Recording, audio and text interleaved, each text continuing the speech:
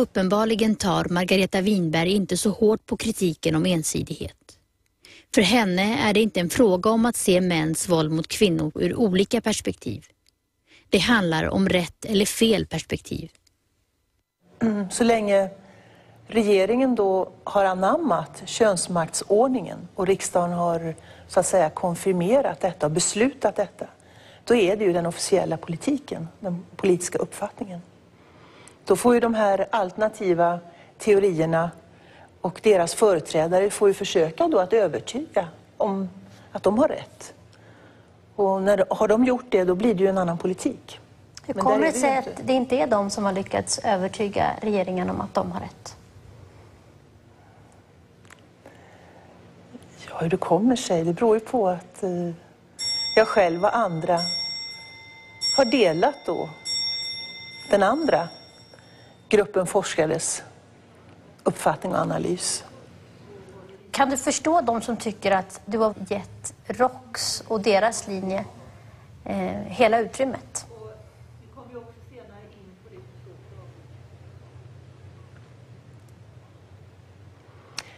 Hela utrymmet, hela debattutrymmet. Alltså, lyft dem som de sanna.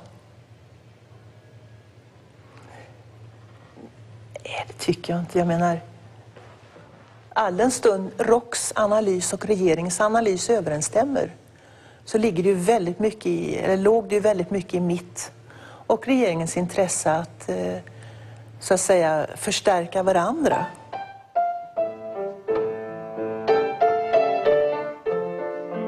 Men hur långt har egentligen Margareta Winberg varit beredd att driva sin uppfattning om ROX som de sanna? Det blev tydligt när ROX tog fram ett av organisationens mest kontroversiella förslag. Att universiteten ska beordras undervisa om våld mot kvinnor ur ett könsmaktsperspektiv.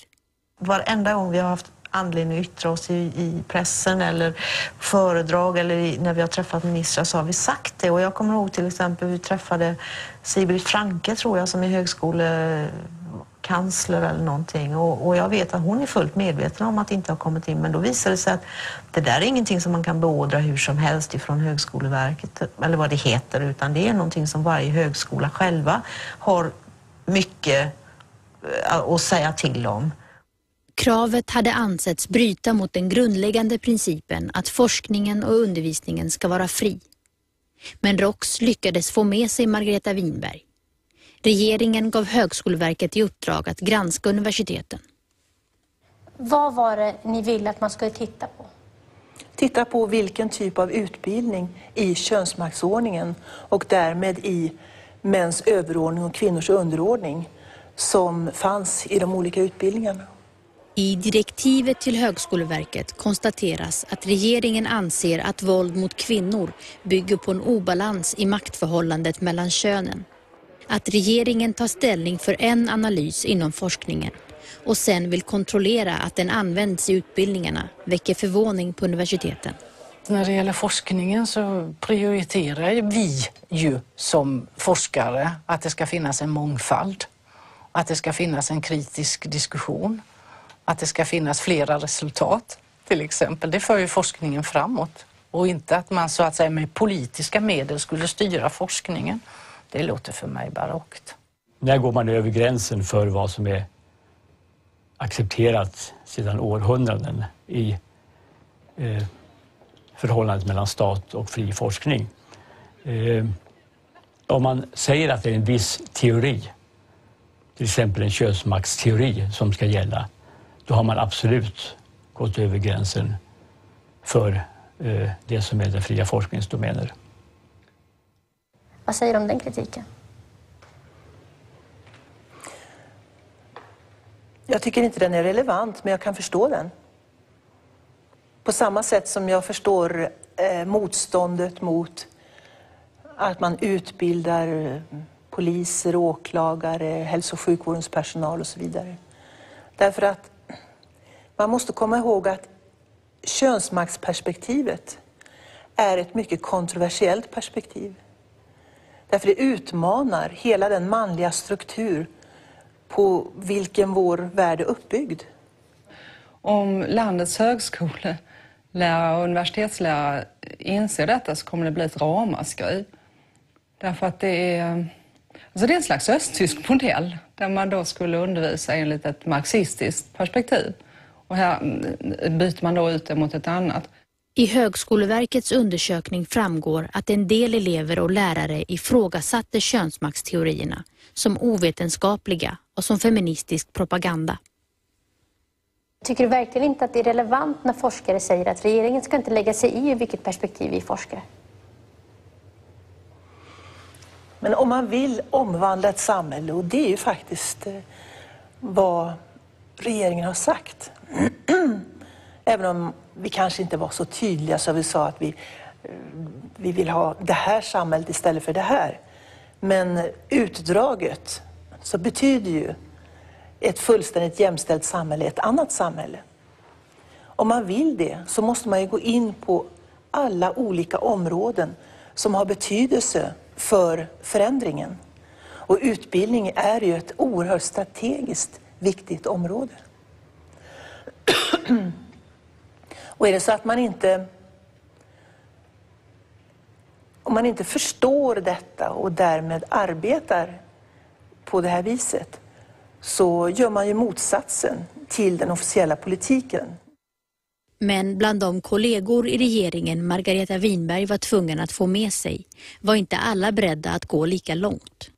Thomas Östros, som var utbildningsminister och den som undertecknade själva uppdraget till Högskoleverket, verkar idag se en motsättning mellan fri forskning och att regeringen talar om vilket vetenskapligt perspektiv som är sant. Regeringen får lika lite som i medicinsk vetenskap eller i statsvetenskap tala om vad resultatet av detta ska vara. Då har vi ju ingen fri forskning alls. Men regeringen har väl också kommit fram till att mäns våld mot kvinnor beror på könsmaktsskillnader? Jag skulle inte vilja ge mig in i den diskussionen och beskriva exakt vilken typ av vetenskaplig grund som ligger till grund för olika sådana perspektiv. Det jag vill säga det är att detta är ett av våra stora samhällsproblem. Ändå minns Margareta Winberg inget motstånd när hon krävde politisk styrning av innehållet i utbildningarna. Hon minns överhuvudtaget inget motstånd när hon arbetade för att ge könsmaktsperspektivet genomslag i den officiella politiken.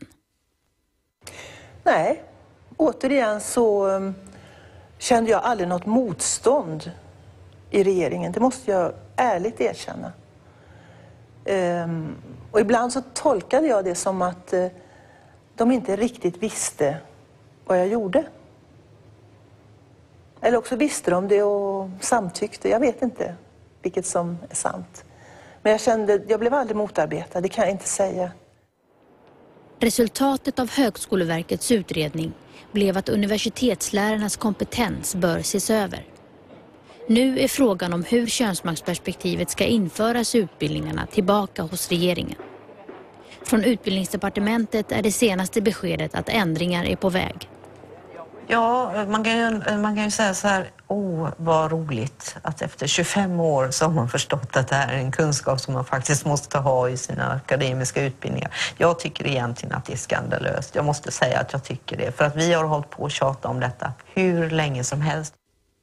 När arbetet i Nationellt råd för kvinnofrid avslutades 2003 var det uppenbart att ROX lyckats flytta fram sina positioner inom politiken.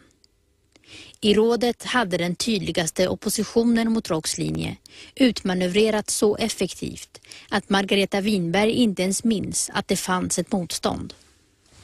Ja, just det. Herregud. Och efter att arbetet avslutats belönades Margareta Winberg med ROX pris Årets kvinnogärning. Och på ROX 20-årsjubileum blir det tydligt hur nära organisationen och dåvarande jämställdhetsministern kom varandra.